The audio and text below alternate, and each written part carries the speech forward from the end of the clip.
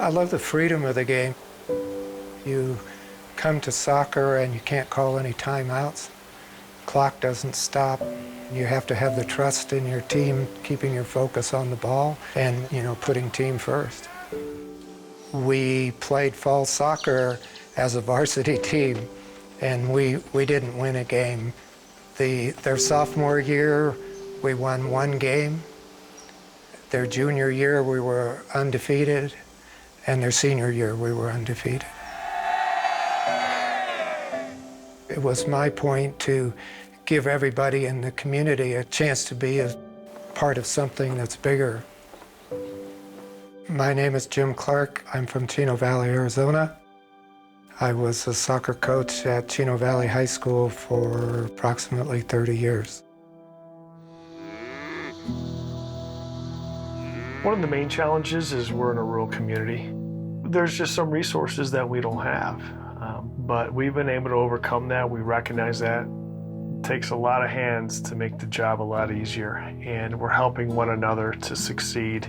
I can remember going to the field, and it was like an alfalfa field with rows. And so we had to do some work ourselves. A lot of that was done by community. My priority is soccer balls. If you have enough balls and you get everybody on a ball, then they're going to learn. The first year, we had, 6 pretty good players and 4 or 5 guys that hadn't played but wanted to try it out. I consider myself throughout my career a student of the game because I knew where I was. I knew I had to learn. My philosophy was always that if you're technically better and more physically fit, that you always had a chance no matter how good the other team was. Coach Clark runs us, and he'd run you until, we'd have people throwing up at practice, and you'd get back up and keep running. We were never the most talented team, at least when I played. I think they're more talented now. But we had a lot of heart, and we worked harder than anybody else out there. What I love most about playing for Coach Clark was the simplicity he brought. Every day at practice, we would come, and we knew the routine. We'd run, stretch, do the same drills. He'd always throw in one different drill a day. It was the little touches and everything that made us the great players and the great team we were. Fondest memory I have is when we won state championship my senior year. It was in 2000. We were playing in Camp Birdie. It was all muddy and wet. The field was a mess. We managed to win 2-0. I scored a lucky goal. The ball rolled across the middle of the field, and I got it in the mud and kicked it in before anybody could get to it. And I remember after the game, Coach Clark came running onto the field. I'll never forget seeing his face, just the joy, and giving him a hug, and the whole team there together. As one group learned, then they taught the next, and we got progressively better until we have guys like Arturo Gomez that are really, really good soccer players. When I first came, I wasn't confident in myself. I really didn't think I was going to do anything in this program. And I had like 3 great, amazing coaches. And they pushed me and they showed me that I had talent. It's harder to coach, I think, than it is to play for some people.